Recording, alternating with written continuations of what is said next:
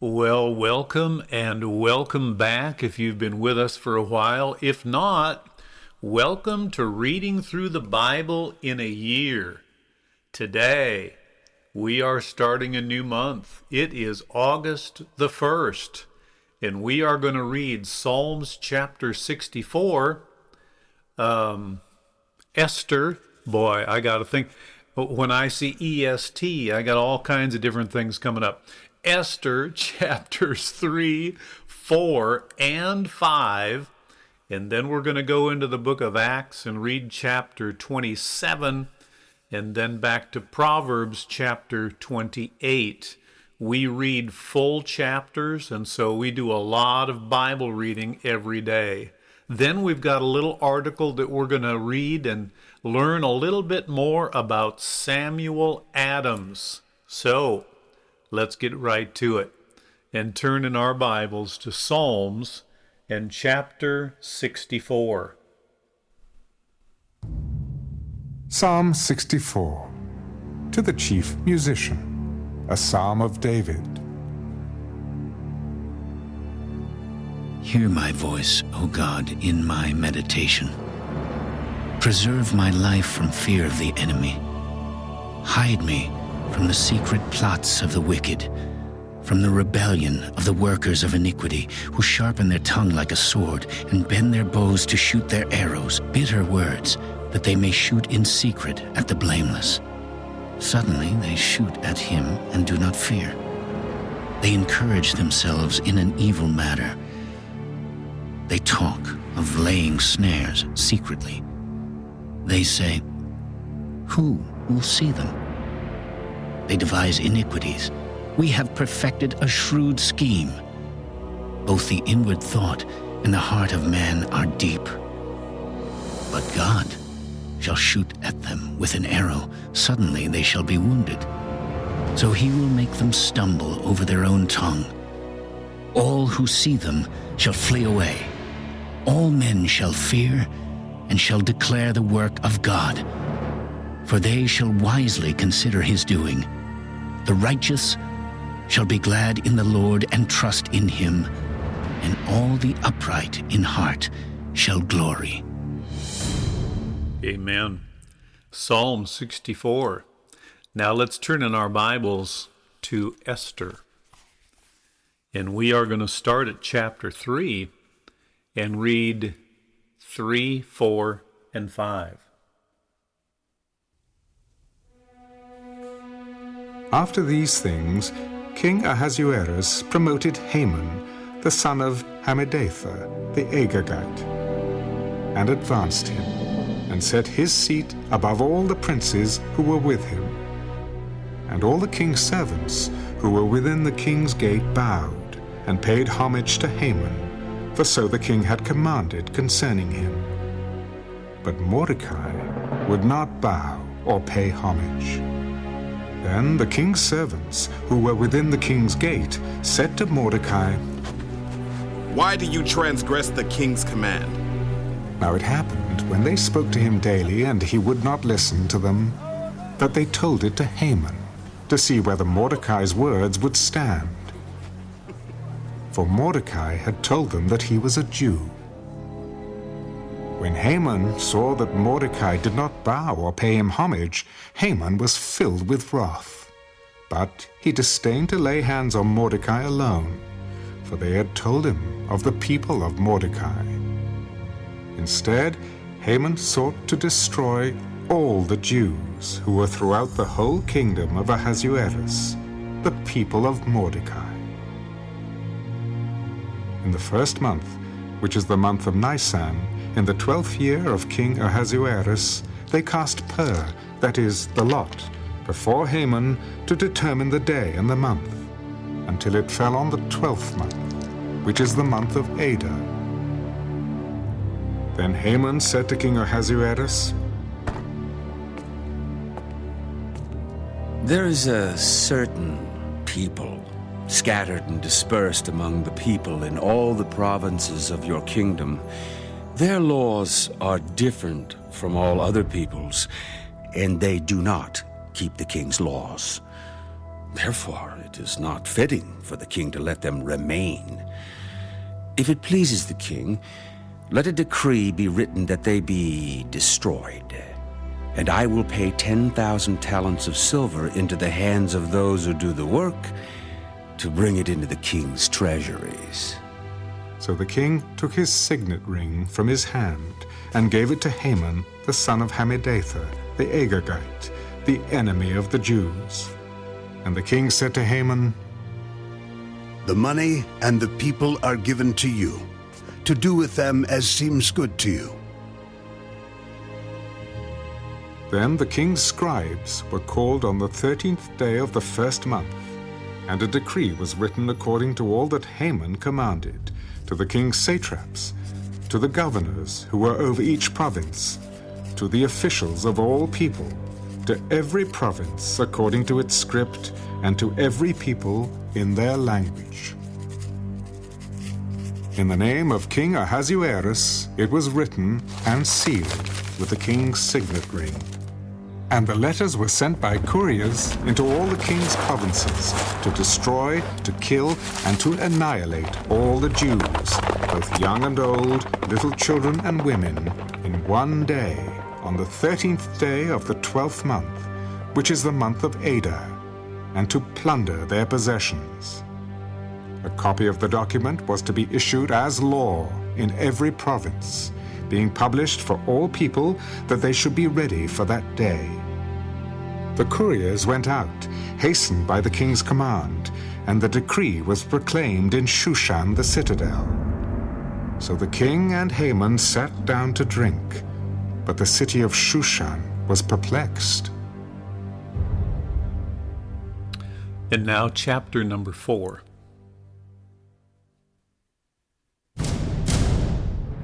When Mordecai learned all that had happened, he tore his clothes and put on sackcloth and ashes and went out into the midst of the city.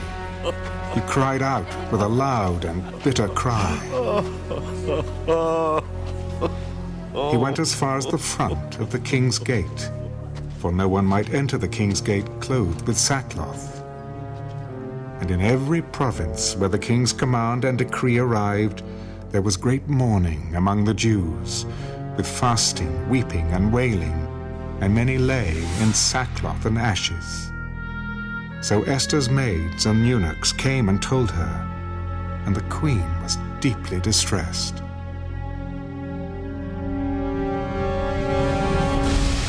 Then she sent garments to clothe Mordecai and take his sackcloth away from him, but he would not accept them.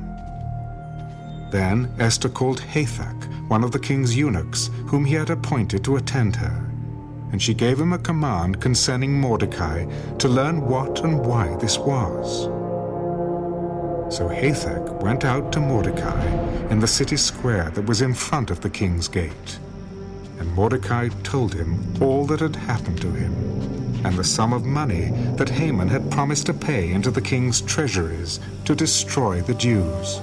He also gave him a copy of the written decree for their destruction, which was given at Shushan, that he might show it to Esther and explain it to her, and that he might command her to go into the king to make supplication to him and plead before him for her people. So Hathach returned and told Esther the words of Mordecai. Then Esther spoke to Hathach and gave him a command for Mordecai. All the king's servants and the people of the king's provinces know that any man or woman who goes into the inner court to the king, who has not been called, he has but one law: put all to death, except the one to whom the king holds out the golden scepter, that he may live. Yet I myself have not been called to go into the king these 30 days. So they told Mordecai Esther's words, and Mordecai told them to answer Esther, Do not think in your heart that you will escape in the king's palace any more than all the other Jews. For if you remain completely silent at this time, relief and deliverance will arise for the Jews from another place. But you and your father's house will perish. Yet, who knows whether you have come to the kingdom for such a time as this? Then Esther told them to reply to Mordecai. Go, gather all the Jews who are present in Shushan, and fast for me. Neither eat nor drink for 3 days, night or day. My maids and I will fast likewise. And so I will go to the king, which is against the law, and if I perish, I perish.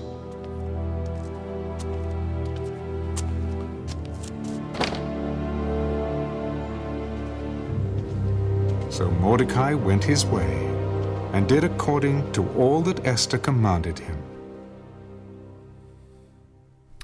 And now chapter number 5.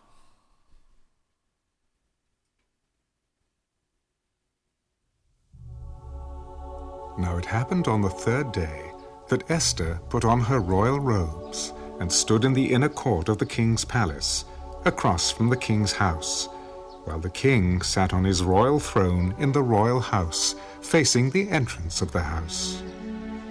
So it was, when the king saw Queen Esther standing in the court, that she found favor in his sight. And the king held out to Esther the golden scepter that was in his hand. Then Esther went near and touched the top of the scepter. And the king said to her, "What do you wish, Queen Esther? What is your request? It shall be given to you, up to half the kingdom." If it pleases the king, let the king and Haman come today to the banquet that I have prepared for him. Bring Haman quickly, that he may do as Esther has said. So the king and Haman went to the banquet that Esther had prepared. At the banquet of wine, the king said to Esther, "What is your petition? It shall be granted you. What is your request? Up to half the kingdom. It shall be done." My petition and request is this. If I have found favor in the sight of the king, and if it pleases the king to grant my petition and fulfill my request, then let the king and Haman come to the banquet which I will prepare for them, and tomorrow I will do as the king has said. So Haman went out that day joyful and with a glad heart. But when Haman saw Mordecai in the king's gate, and that he did not stand or tremble before him, he was filled with indignation against Mordecai. Nevertheless, Haman restrained himself and went home. And he sent and called for his friends and his wife Zeresh.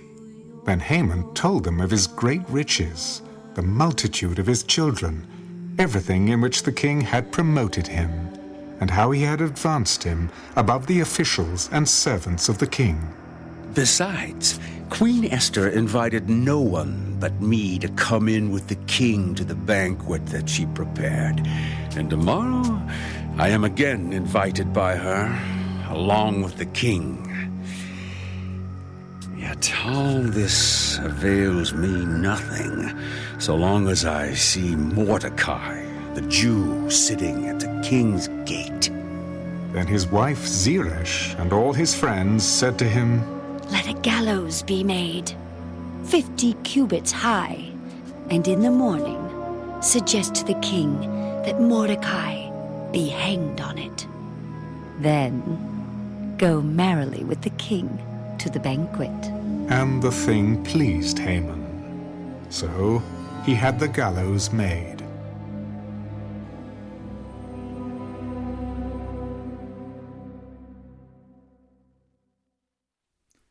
And so there is Esther chapters 3, 4, and 5. Let's turn in our Bibles now to the book of Acts. In chapter number 27, we're getting close to the end of this book. Acts chapter 27.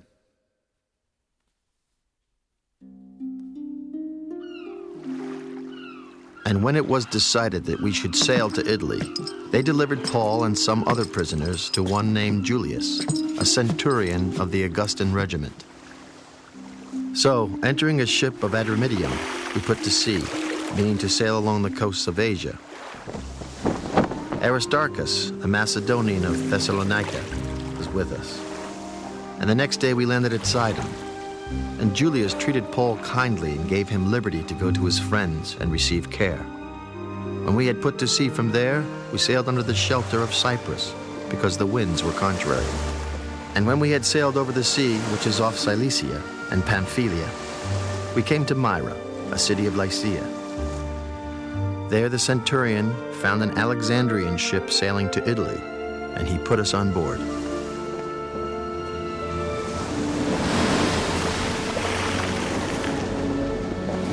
When we had sailed slowly many days and arrived with difficulty off Cnidus, the wind not permitting us to proceed, we sailed under the shelter of Crete off Salmone. Passing it with difficulty, we came to a place called Fair Havens, near the city of Lasea. Now when much time had been spent, and sailing was now dangerous, because the fast was already over, Paul advised them. Men, I perceive that this voyage will end with disaster and much loss, not only of the cargo and ship, but also our lives. Nevertheless, the centurion was more persuaded by the helmsman and the owner of the ship than by the things spoken by Paul. And because the harbor was not suitable to winter in, the majority advised to set sail from there also, if by any means they could reach Phoenix, a harbor of Crete opening toward the southwest and northwest, and winter there.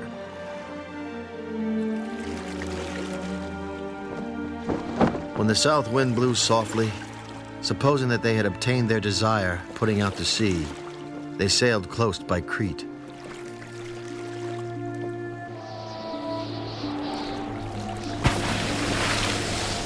But not long after, a tempestuous headwind arose called Euroclydon. So when the ship was caught and could not head into the wind, we let her drive. And running under the shelter of an island called Clauda, we secured the skiff with difficulty. When they had taken it on board, they used cables to undergird the ship. And fearing lest they should run aground on the Syrtis sands, they struck sail and so were driven. And because we were exceedingly tempest-tossed, the next day they lightened the ship. On the third day we threw the ship's tackle overboard with our own hands. Now when neither sun nor stars appeared for many days, and no small tempest beat on us, all hope that we would be saved was finally given up. But after long abstinence from food, then Paul stood in the midst of them and said, Men, you should have listened to me, and not have sailed from Crete and incurred this disaster and loss. And now I urge you to take heart, for there will be no loss of life among you, but only of the ship. For there stood by me this night an angel of the God to whom I belong and whom I serve, saying, Do not be afraid, Paul. You must be brought before Caesar. And indeed, God has granted you all those who sail with you. Therefore take heart, men, for I believe God that it will be just as it was told me. However, we must run aground on a certain island. Now when the 14th night had come, as we were driven up and down in the Adriatic Sea, about midnight the sailors sensed that they were drawing near some land. And they took soundings and found it to be 20 fathoms. And when they had gone a little farther, they took soundings again and found it to be 15 fathoms. Then, fearing lest we should run aground on the rocks, they dropped 4 anchors from the stern and prayed for day to come. And as the sailors were seeking to escape from the ship, when they had let down the skiff into the sea under pretense of putting out anchors from the prow, Paul said to the centurion and the soldiers, Unless these men stay in the ship, you cannot be saved. Then the soldiers cut away the ropes of the skiff and let it fall off. And as day was about to dawn, Paul implored them all to take food, Today is the 14th day you have waited and continued without food and eaten nothing. Therefore I urge you to take nourishment, for this is for your survival, since not a hair will fall from the head of any of you. And when he had said these things, he took bread and gave thanks to God in the presence of them all. And when he had broken it, he began to eat. Then they were all encouraged and also took food themselves. And in all, we were 276 persons on the ship. So when they had eaten enough, they lightened the ship and threw out the wheat into the sea. When it was day, they did not recognize the land, but they observed a bay with a beach, onto which they planned to run the ship if possible. And they let go the anchors and left them in the sea. Meanwhile, loosing the rudder ropes, and they hoisted the mainsail to the wind and made for shore. But striking a place where two seas met, they ran the ship aground.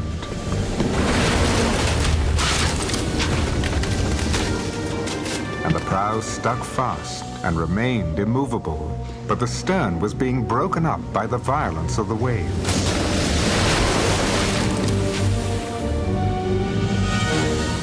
And the soldiers' plan was to kill the prisoners, lest any of them should swim away and escape.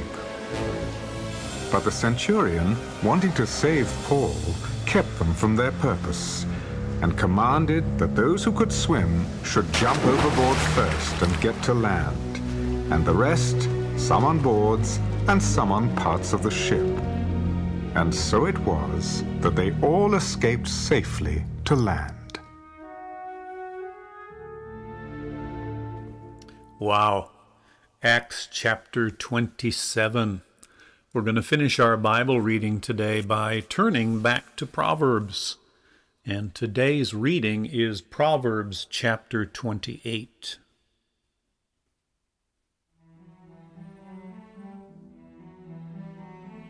The wicked flee when no one pursues, but the righteous are bold as a lion. Because of the transgression of a land, many are its princes, but by a man of understanding and knowledge, right will be prolonged. A poor man who oppresses the poor is like a driving rain which leaves no food. Those who forsake the law praise the wicked, but such as keep the law contend with them. Evil men do not understand justice, but those who seek the Lord understand all. Better is the poor who walks in his integrity than one perverse in his ways, though he be rich. Whoever keeps the law is a discerning son, but a companion of gluttons shames his father. One who increases his possessions by usury and extortion gathers it for him who will pity the poor. One who turns away his ear from hearing the law, even his prayer is an abomination.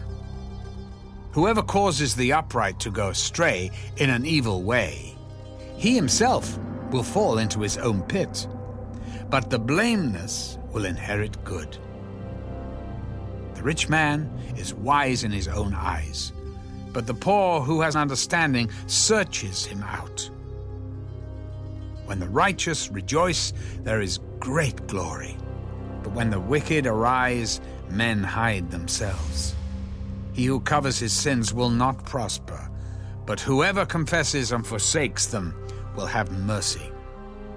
Happy is the man who is always reverent, but he who hardens his heart will fall into calamity. Like a roaring lion and a charging bear is a wicked ruler over poor people. A ruler who lacks understanding is a great oppressor. But he who hates covetousness will prolong his days. A man burdened with bloodshed will flee into a pit. Let no one help him. Whoever walks blamelessly will be saved, but he who is perverse in his ways will suddenly fall. He who tills his land will have plenty of bread, but he who follows frivolity will have poverty enough. A faithful man will abound with blessings, but he who hastens to be rich will not go unpunished. To show partiality is not good, because for a piece of bread a man will transgress. A man with an evil eye hastens after riches and does not consider that poverty will come upon him. He who rebukes a man will find more favor afterward than he who flatters with the tongue. Whoever robs his father or his mother and says, "It is no transgression," the same is companion to a destroyer.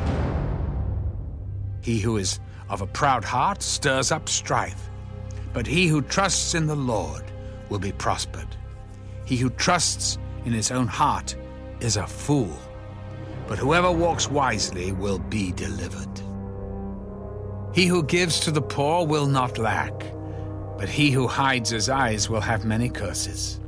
When the wicked arise, men hide themselves, but when they perish, the righteous increase. Amen. Proverbs is always good. And so we have an extra reading today. And we're just going to learn a little bit about Samuel Adams. It is back here in Esther. Esther 4:16 is where this is placed. And if I perish, I perish. Samuel Adams, one of the founding fathers and called the father of the American Revolution, he stated, "The liberties of our country, the freedom of our civil constitution are worth defending at all hazards, and it is our duty to defend them against all attacks. We have received them as a fair inheritance from our worthy ancestors. They purchased them for us with toil and danger and expense of treasure and blood, and transmitted them to us with care and diligence. It will bring an everlasting mark of infamy on the present generation, enlightened as it is, if we should suffer them to be wrested from us by violence without a struggle, or to be cheated out of them by the artifices of false and designed men." And so again, Esther 4:16, "And if I perish, I perish." Samuel Adams was ready to fight and defend our liberties. Amen. Learn a little bit more about some of our founding fathers. Well, again, today is August the 1st. We have read Psalms 64, Esther chapters 3, 4, and 5, Acts chapter 27, Proverbs chapter 28, and then we learned a little bit about Samuel Adams. Well, I pray that you have a good rest of your day, and like always, I pray that you will meditate on what we have read and what we've heard today. God bless you, and we will see you again tomorrow.